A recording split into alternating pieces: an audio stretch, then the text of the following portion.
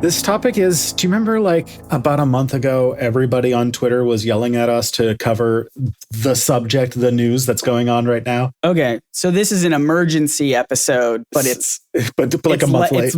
It's really late and we're really relaxed on the emergency side of it. Yeah, basically. So this is more UFO sightings or more UFO documents? Yeah, this is an emergency podcast that came to light almost at the exact time, like right after we had that meeting where we like outlined the next like 2 months of videos or whatever, or 2 months of episodes. Oh, right. And they were like, fine, we got it. We're locked in until September. We got everything planned. And then they're like, you should cover this. And I'm like, fuck. Man. All right. UFOs then. This is a guy who claims that he has worked for the government and seen reports of like the US has been collecting remains of non-human vehicles and stuff like that. Okay. So we've got, this is like a whistleblower? Yeah, basically. I wish I had a whistle sound effect. Whistle. I'll do the Roy Kent. Yeah. Whistle! Whistle! We got a whistleblower. Do I have a cool sound effect for this? Pretend that's a whistle. We've got a whistle sound effect. Whistle! Whistle sound. This one hurts. This one hurts. That one hurt. That sound effect hurt? Was it too loud? It wasn't too, no, it hurt my soul. Because like, I don't know if we can die of cringe. Like, I don't know if it's capable, but. I've got better sound effects. How about this one? Emergency report. Emergency UFO sighting. Emergency episode of this podcast. Oh boy. I don't know how I'm going to edit a lot of this down. But this is an emergency episode of this podcast, like a month or two after it was actually news. Yep, basically, yeah. We've got more UFO. Are they even sightings or just reports, undocumented? We've got a whistleblower, theoretically. Basically, yeah, this is, well, first of all, It's Probably Not Aliens, a podcast about ancient astronaut, ancient aliens, pseudo-history, pseudo-archaeology. And I guess, as our Twitter replies have quickly shown to us, I guess people's news source for what the fuck's going on in terms of UFO stuff. Yeah. So, first of all, as we continue to get into it, my name is Scott Nicewander. I'm the co-host of this podcast that doesn't know anything. I don't know.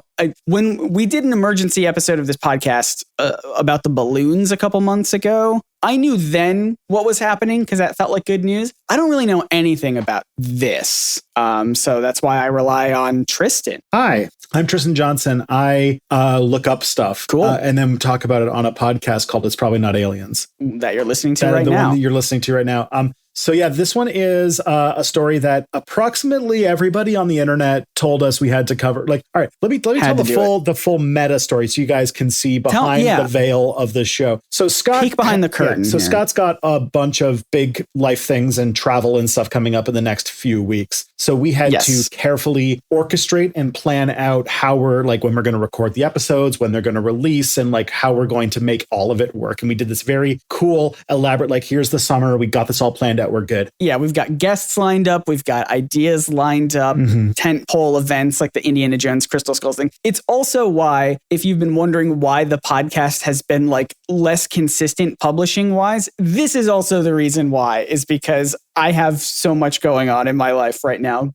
All good things, but just taking up so much time and energy, and it's very stressful. So thank you for everyone who's just like staying in there with us as we get this podcast going. But yeah, so we planned it all out so that it would be less stressful. We have all the topics planned and everything. And then what happens? Then like that night, this story comes out and approximately the entire internet turned to Probs Not Aliens on Twitter and was like, hey, are you covering this? And I'm like, look at all this stuff. Yeah. So I took the first blank spot we had where the topic hadn't been chosen yet and we didn't have a guest, and I was just like, I guess we're doing this. Yeah. And I did this. So we're talking today about a guy named David Grush. David Grush. And his whole story. So here's what millions of people around the world believe, I guess. We should probably just, fill me in on instead of saying the claim, I should say millions of people around the world believe, and then just write in whatever it is. Yeah. David Grush believes. No, so this was news and I missed it. What happened? What did David Grush do? This is interesting because it was like very legitimate news. It was picked up by like actual news people. So David Grush is a former combat officer in the USAF and a veteran of the NGA and the NRO. And apparently, according to him, he whistleblowed that in the US, there is a UFO recovery program that has been in operation for decades. Claims that the Department of Defense has been intentionally hiding evidence that they have spacecraft of non-human origin and have been doing a bunch of elaborate things to ensure that basically that Congress and the White House don't have control or don't have much knowledge about it. So like the president and Congress don't know because it's been they've been messing around with certain, like, because the DoD, the Department of Defense, has like a lot of autonomy and a lot of oversight over a bunch of things. Yeah. And so they can do a bunch of things so that people don't know about it. And basically they do not have to ask Daddy Joe for permission. Yeah. They even have their own like shadow budget and stuff like that. So the Department of Defense apparently has known about UFOs, has been collecting them and getting information about them and reverse engineering their technology, but hasn't been telling the government about it. And now there is an actual House Oversight Committee being held right now, but also like in July and stuff like that, where they're having discussions about this because there's stuff that's classified. They can't make them public. But basically, Grush is having conversations with the Oversight Committee about this at the moment. So here's what his claims are so far. The U.S. government has a bunch of non-human spacecraft and quote unquote dead pilots, and that these were relayed to him by other officials, and that the U.S. has multiple aircraft originally built by non-human intelligences. This is where things get really funny. Okay. So they found that the first UFO that the U.S. obtained was in Mussolini's Italy. So Mussolini, the fascist dictator of Italy during World War II. Yeah, during the 40s. Yeah, so in the 1940s, the Pope and the Five Eyes. Okay. So the Five Eyes is a term for a bunch of countries' intelligence organizations that all kind of collaborate together, like biblically accurate countries. Yeah. Five Eyes. Yeah. The Five Eyes is like, I think, I don't remember all of them, but I'm pretty sure like the CIA, but also MI5, which is like the British intelligence, and CSIS, which is Canada's, and I think there's some others. But they're basically just intelligence organizations that collaborate together. So the Five Eyes and the Pope apparently collaborated to get this UFO out of Italy to the United States, which if I ever was struggling for a Monster of the Week campaign, this is a cool idea where you have to help the Pope recover a UFO from fascist Italy. Like, yes, please. The Pope knows. This is the current Pope or the Pope from the 40s? The Pope in the 40s. Pope in the 40s knew about it. Pope Pius XII.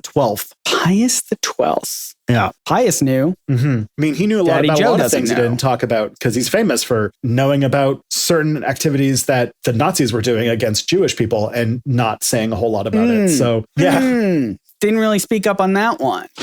Interesting. That there's been a government cover-up and that citizens have actually been killed to keep the UFO program secret. And also he claims he has evidence that they have stuff that comes from quote-unquote exotic origins and are based on quote unique atomic arrangements and radiological signatures. Okay. And the reason why he is whistleblowing now is that he thinks that he needs to prepare the public for what he calls a unexpected non-human intelligence contact scenario. So basically, he thinks that the U.S. being all secretive about this is insufficiently preparing humanity, and we might just one day end up making first contact and not being prepared for it. Now, this is interesting to me because I did just see Asteroid City the other day. Have you seen Asteroid City yet? No. Wes Anderson. You know what movie I'm talking about? I know that Wes Anderson has a new movie, but I don't know details. This is it. It's Asteroid City. I saw it, and it sort of tackles not this exact thing because it does take place in like, I want to say like the 50s or something. And it does deal with an alien encounter where no one is prepared for it and sort of the fallout from that. But I don't think this doesn't feel like David Grush is saying it's going to be as whimsical as how Wes Anderson made it. Few things are as whimsical as Wes Anderson films. That's true. So here's the thing. This sticks out as like your typical like, oh, I'm a whistleblower from Area 51 story that we get like every few decades. But this one's getting like a lot of traction. Yeah, why is that? Mainstream news and even world governments have taken it seriously. And it is quite interesting that this guy is being taken seriously enough that he's saying this stuff and also, not jokingly, apparently is doing classified conversations with the House Oversight Committee. So like, this is where things get freaky. And I definitely want to juice on this a little bit, but yeah. Yeah. So just a clarification, he's currently having conversations that are classified. So like, we don't know what those conversations are. Yes. Is that what you're saying? Yeah. He's talking to members of the House about this. And the Oversight Committee are basically the people who like make sure that like parts of the government are actually doing their job and behaving the way they should be and that kind of stuff. And he is having closed door talks with them because it involves classified information. Otherwise they'd be public. Okay. Well, then I got to know how much information, what do we know? What do we actually know that's going on right now? So I try to like, kind of touch around the story to see what we can get. So first of all, let's start with Grush himself. He is confirmed. He is a legitimate person. He has served in the Air Force. He does exist. Good. He does exist. And his credentials are not fake. He did serve in the National Geospatial Intelligence Agency and the National Reconnaissance Office. So he did do real stuff. He was the National Geospatial Intelligence Agency's representative to the UAP Phenomenon Task Force that was done in 2019 to 2022 that we've talked about on the show before. Yep. Okay, cool. He was a part of that. Mm-hmm. And he did file a whistleblower complaint in July of 2021 saying some of these same things, that there was existence of a covert program that retrieves and exploits crashed UFOs. Okay. So it sounds like he had at least some like firsthand experience with investigating UFOs and UAPs. Mm-hmm. Yeah. The DoD and NASA have denied these things, saying that there's no evidence of extraterrestrial life that they have found or information on extraterrestrial materials. And the government have consistently said that no program exists. But, that's what they would say, right? Of course. That's what they all, that's why would they say anything different? Mm-hmm. I mean, that plays into his claim, right? That they don't want us to know about this stuff because they don't want to. Yeah. Is his claim that they don't want us to freak out, or just that they're being irresponsible and that they should tell us anyway? My guess is that both, they want to keep it under wraps because they want to preserve the technological advantage that they're getting from reverse engineering the technology. The motivation behind why they are keeping it secret is always fairly murky in all these claims. So in July of 2023, i.e. like while we are recording this right now, there are hearings happening in Congress where he's presenting his evidence to some committees behind closed door because there's classified information involved. Now, these allegations have received international attention, but many experts have pointed out that have been skeptical, and there are some questions that we can get into that we could talk about. So here's what I'm going to go for. This might seem like it is exciting because Congress is taking it seriously, and because this is a guy who had a very serious job and is well respected. Mm-hmm. I should say, though, that we have been hearing shit like this since the 1950s, and it has never come to fruition. And I'll tell you that the U.S. government has in the past not only believed a lot of nonsense UFO claims, but have spent billions of taxpayer dollars investigating them. So we're getting into the fact that governments can also be stupid. Yeah. I feel like we've talked about this before, right? Was it cattle mutilation where there was some actual the FBI like, government checked it out. Yeah, investigations going on there. Yeah. This isn't necessarily new for government agencies to investigate these sorts of claims. Mm-hmm. The best one you probably would probably be a good way to think about it is there's a book by John Ronson called The Men Who Stare at Goats. That was turned into a movie. Yeah. So basically this is this shows a lot about like the sort of weirdness in the US, especially in the US military, because the US military is full of people who are not exactly chosen for being critical thinkers, but are given untold limitless amounts of money. Mm-hmm. You can't be saying these things so close to July 4th, Tristan. People are going to riot. All right. Oh, gosh. I know people are listening to this well past July 4th, but I think it's August by the time this comes out, if I remember correctly. Yeah, probably. So here's the thing. In The Men Who Stare at Goats, shows that basically every branch, every department has probably at some point spent a lot of money and looked seriously into something extremely stupid. Men Who Stare at Goats refers to a martial arts instructor who claimed that he once killed a goat by staring at it really hard. And the US Army recruited him to train special forces on how to do it, to kill goats by staring at them. Well, I would imagine that their plan was more that like, if you can kill goats, you could kill other living things. And so if you stare at another person long enough, maybe you could kill that person. I don't think they were like, all right, we have a very strategic plan to kill as many goats as possible, and that's how we'll win all sorts of wars. But also, it just shows that like there are people with lots of money and resources at hand that can and do often spend tons of your taxpayer dollars investigating really stupid stuff. I mean, there's like a famous like bomb detector that the military bought tons of in Iraq that turned out to just be a dowsing rod. Like it didn't do anything. Another example is we talked about this in the UAP episode, that one of the biggest advocates for like investigating UFO stuff was Senator Harry Reid. And one of the people who managed to get him to invest money into researching UFOs was this guy named Robert Bigelow. Okay. And he is the owner of Budget Suites of America and the former owner of a property in Utah called Skinwalker Ranch. And Why does that sound familiar? Well, I'll get into that. But basically, Bigelow convinced Harry Reid to spend a bunch of money investigating UFOs. And a lot of that money then ended up going right back into his own hands. So it was a way for him to con the American government out of a bunch of money. Skinwalker Ranch in Utah was sold to Bigelow in 1996, and it was famous for hosting a multitude of paranormal and extraterrestrial activities, despite the fact that the family that lived there for 50 years never experienced anything like that. You can't be going around scamming the United States military that way, okay? Our military budget is so small, we can't spare any dime, all right? It's teeny tiny. This is the thing about the U.S. military that I always find very interesting to talk about, which is that the military's budget in the U.S. is so humongous. Yeah, it's huge. But like America doesn't turn that money into like winning wars ever. No. And it's because the U.S. military's budget is so much like based on these public-private partnerships, and they're lobbied so hard by these like super powerful governments that like, yeah, the US's military budget is huge. And that's because like every piece of hardware is like super jacked up in price because like Boeing and Lockheed Martin got these no bid contracts for like huge amounts of money. And so like basically like a lot of the US military spending is actually like a backwards, more voter happy way of basically doing Keynesian economics, where this is their way of pumping money into the military is just by giving money to these humongous corporations, which will then,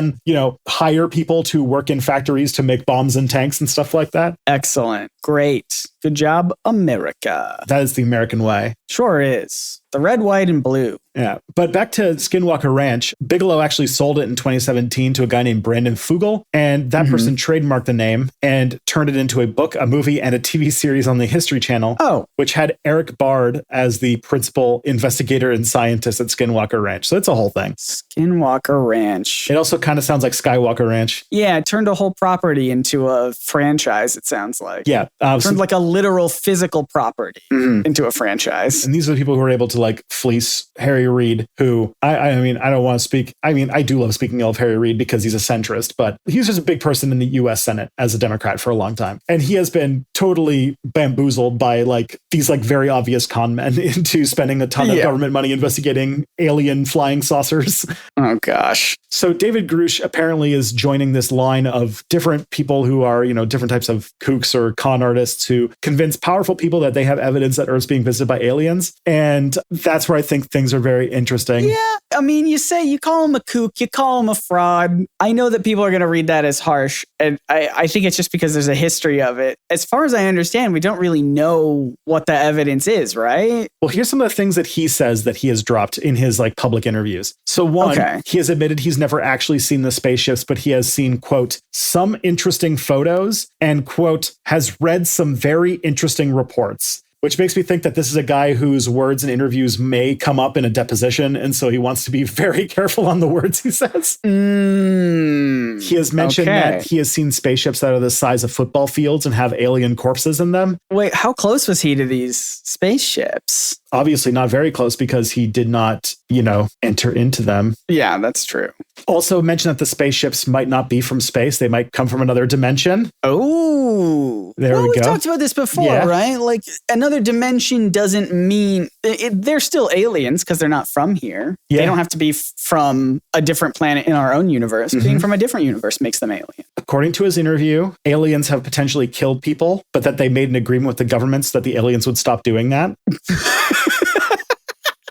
Hold on. What kind of agreement? The aliens were just killing people and they're like, hey, we're gonna put you in jail. And the alien's like, oh no, that sucks actually. All right, we'll stop. Sorry. Yeah. That one's on us. But they have said the government has killed people to keep that agreement secret. And also that one of their spaceships fell into US hands when Pope Pius XII told the US that Benito Mussolini had one. Hold on. I think we skipped over something you had said about that. So the aliens killed people and And then the government, the US government said, stop killing people. And the aliens said, all right, fine. But then also to hide the fact that the aliens exist and were killing people, the government itself killed people. That actually feels like the most believable part of this whole thing. That feels like something the US would do. They're like, you're not allowed to kill people. We do it. We'll kill people. Yeah. We're the United States government. Yeah, exactly.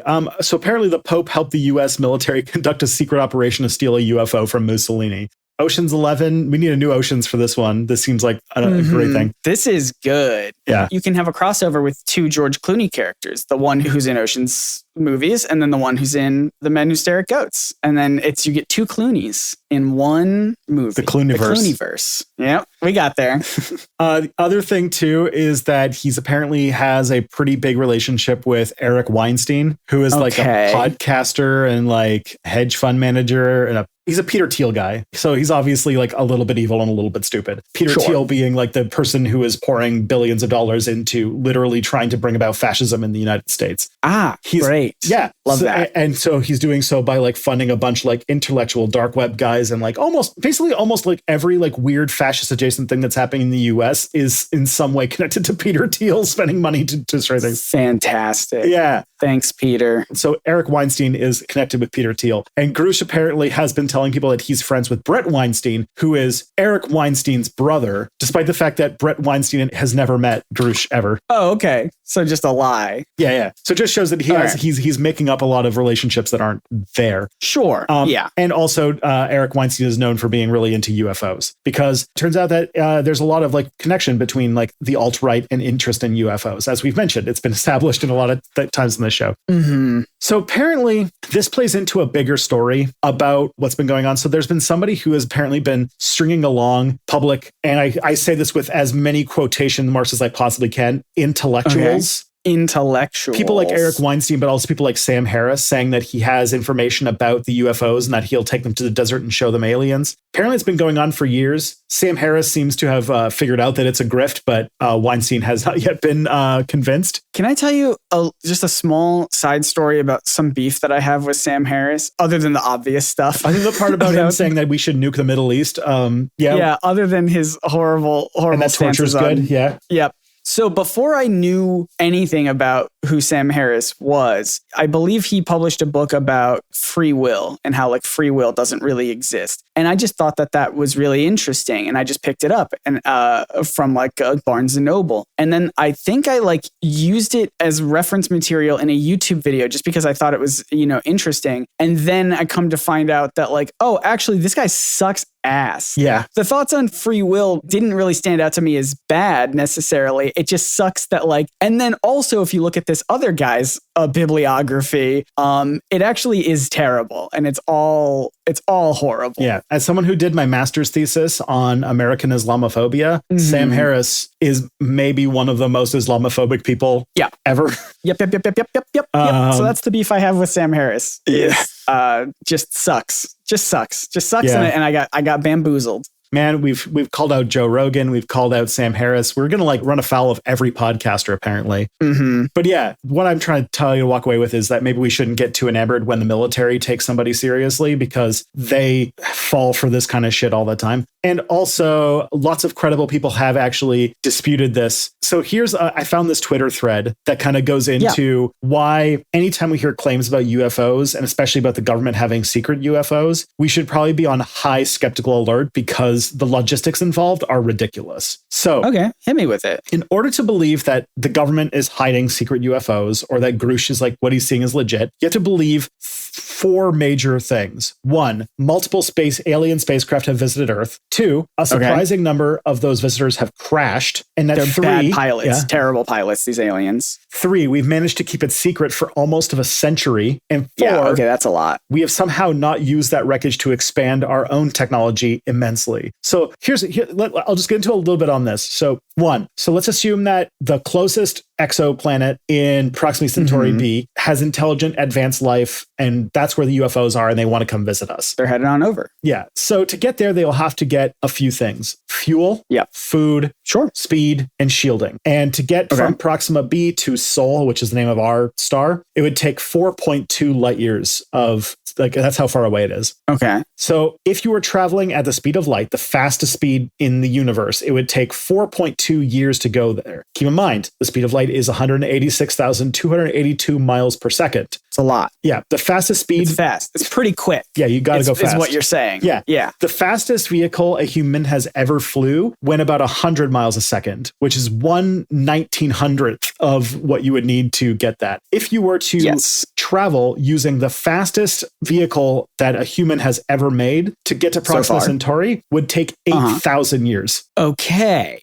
So we need to go faster. We're like the Flash. We need to go faster. And you would need to theoretically fuel, feed, and shield a ship that is going that fast for 8,000 years. Now, fuel, I have a question about the fuel part. Because in space, you maintain your speed unless acted upon by another force. But you need to, like, keep the lights on, I guess? Or just like, there's more to it than that. Because also, keep in mind, in space, there's nothing to speed you up. There's also nothing to slow you down. So you do need to be able to, there are other, I was just getting ahead of it because I know some people might say, like, you don't actually need that much fuel as soon as you get there. But, like, there are, if you need to maintain life on this ship, right? Yeah, you definitely need fuel to be able to do like that. Yeah. So you need enough fuel to do that. You also would need enough fuel to accelerate to near the speed of light and to decelerate from close to the speed of light 2 times if they want to make a return journey, and enough food, which admittedly would be shorter because of relativity and stuff. They would also need enough shielding to deal with the fact that cosmic rays and radiation would be hitting them at relativistic speeds because, like, they're moving so fast, these things are hitting them at, like, a super high fast and speed. So you can imagine gas and dust hitting the hull at near light speed would do shitloads of damage. Yeah, for sure. Yeah, it would do a lot. So that's where the shielding comes in, I imagine. If they decided to go the slow route but hibernate, then that means that these astronauts who are coming to Earth are basically leaving it behind their entire society essentially forever because they'd be disappearing for 16,000 years or whatever. Yeah. And they would still need enough fuel for the trip and enough shielding for thousands of years of exposure to cosmic rays.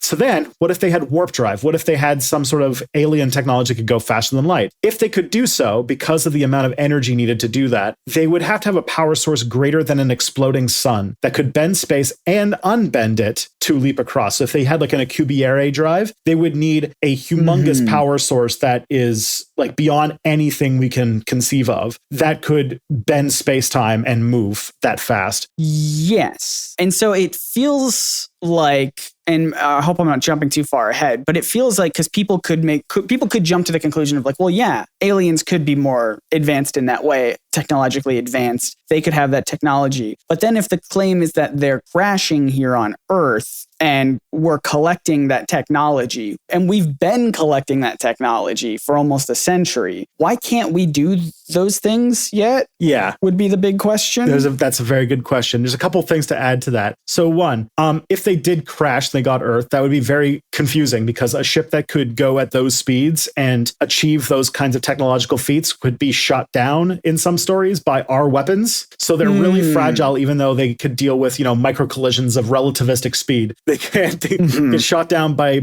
flak guns, which is wild. The one thing they weren't counting on. They got all this shielding from all this stuff and they weren't counting on bullets. So, just saying. And also, as you mentioned, if any of this technology had gotten to us, the things that were capable of doing this kind of travel, it would change the way that we do science forever. Like our most advanced materials don't even come close to what a mundane piece of Starship hull would have to do. It would change science forever. And also, I did like this, the amount of energy that you would need to accelerate to those kinds of speeds to arrive here at those times, keep in mind, that's a lot of energy, right? Yeah, so it's a lot. If a ship that was going that fast were to crash into the Earth, the problem is that it would vaporize like half of the solar system if it crashed. Yes, if it didn't slow down, because I imagine in order for it to get shot down by like our weapons, our earthly weapons, it would have to have slowed down from that speed in order for us to see it, to encounter it. to aim and shoot and things like that. But then if it didn't do that and it just like didn't know that there was a planet in the way of its trajectory and was like, we're going to crash. Boom. Earth would not be here. Yeah. So there's a wonderful bit in, I think it was Randall Munroe's book, What If? And that is like, what if you threw a baseball at the speed of light? And in doing so was basically the equivalent to exploding a nuclear bomb. Yeah. So imagine something like if their core was able to hold enough energy to do that fast of a travel and then crashed on Earth and it broke, it would destroy like half of the solar system.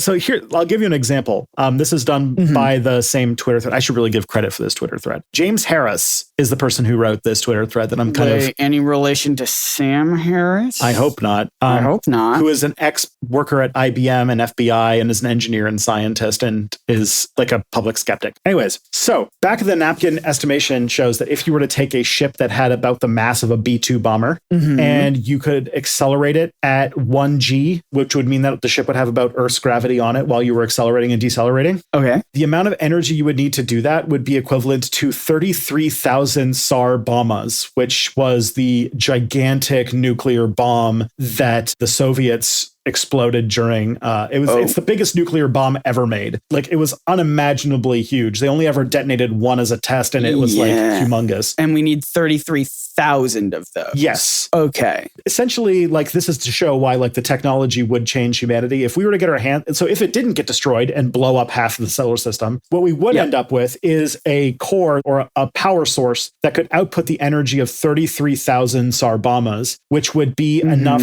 at current consumption rates for Earth to power itself for 28,000 years. Cool. And you'd think that maybe if we had something like that, we probably wouldn't be burning fossil fuels. That's true. Unless the fuel lobby got in on it and was like, and paid off. Now you're just describing the plot of Iron Man 1. All right. That's true. We have this great arc reactor technology. It's clean fuel forever. But the corporations don't like that because then how people spend money. Yeah.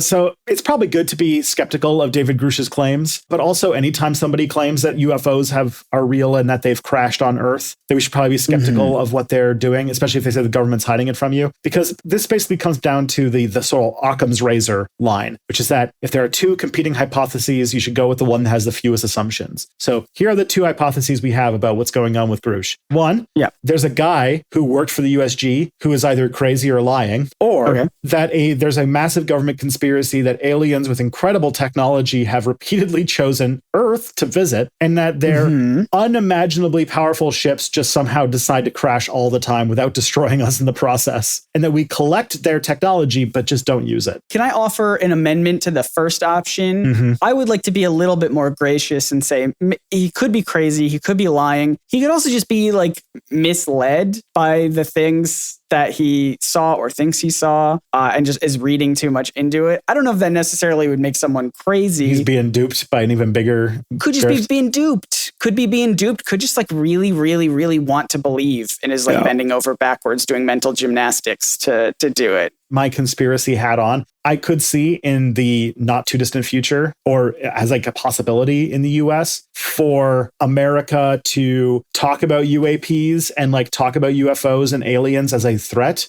because they can't convince anybody to get on board with the next Cold War. And so if they need to keep increasing the military budget, they have to be like, we have to increase our military budget to fight the aliens. Fight the aliens. You don't want those aliens here in America?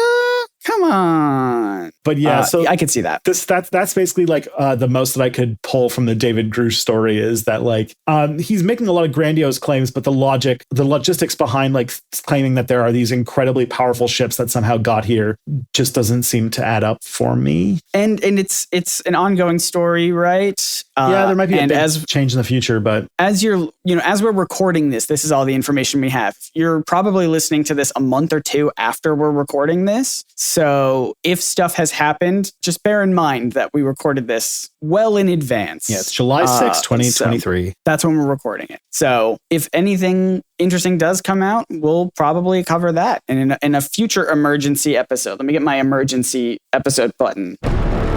emergency episode update is what we'll do in the future. Yeah. And if you want to do that, you should probably check out, oh boy, this is getting more complicated. So Probs Not Aliens so on Twitter, question mark? Yeah. We like what? All right. Yeah, we have to figure out if like on Twitter, we don't have a blue sky. Threads For just Probs Not came out Aliens. this morning. I don't know if Threads is still going to be a thing by the time this show comes out. Who knows? I know we were like on Mastodon for a bit and then we didn't really do anything with, I mean, I stopped. I didn't find it very enjoyable. It's just look for us. Look for us. Look for Probs Not Aliens on whatever has replaced Twitter by the time you listen to this episode. Yeah. Because if one actually settles and we actually have decided what thing we're going to shitpost on or that we're going to make fun of celebrities on, then we will be on there posting at something close to Probs Not Aliens. But in the meantime, Tristan and I have other outlets for our creativity and our minds and our thoughts. Tristan, you have a great YouTube channel called, I know exactly what you're doing right now. I can tell what you're doing right now in this instant. You're pulling up a new tab to look for an old video of mine. Tristan, you have a great YouTube channel called Step Back. And you did, as of recent, you made that big video where you do a presidential tier list for all the United States presidents. I sat down and said whether or not I would smash or pass on all 46 American presidents. That was a thing I intentionally, as a 34-year-old man who has a child, did with my life. It's very fun. And here's the thing too, is that I also make YouTube videos at a YouTube Scott, channel if I wanted to learn Nerdsync. about, Scott, if I wanted to learn about, oh, this is a good one. I was trying to get ahead of it. Scott, if I wanted to learn about how good the VeggieTales Batman cartoon is. If you want to hear me and my friend Maddie talk about Larry Boy, the VeggieTales cartoon, and analyze that in a very fun, goofy, silly way, that's actually not too old. So thank you for doing a not too old one. That was from like a year ago. That's at my YouTube channel, Nerdsync, Nerdsync. I make videos there. I'm doing a lot of fun stuff because, again, right now, I have so much life stuff going on. I can't do very thoughtful videos. I'm only doing silly videos right now. So look forward to that. Thank you to everyone who writes reviews of this podcast on Apple Podcasts and writes in, questions and stuff or reviews and things on Spotify. I got to look over those. And you can also get episodes early, hopefully, over at nebula.tv/probably not aliens when I remember to edit them early. And if you just want to spread the love of this show, tell people more about this show, a great place to send them is probsnotaliens.com. If you tell your friends about it and they're like, well, where do I listen? Where do I listen to this great podcast? That website has links to everything every place that people can listen. So very simple. So thank you for listening. And until next time, my name is Scott Nicewan. I'm Tristan Johnson, and the truth is out there.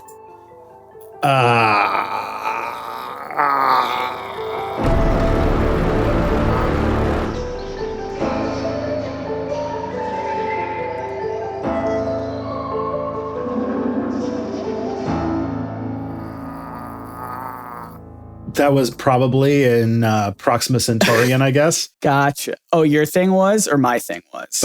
Both. The Centaurian language actually uses musical backdrop as part of the language. Oh, yeah. This is how they say hello. Wow.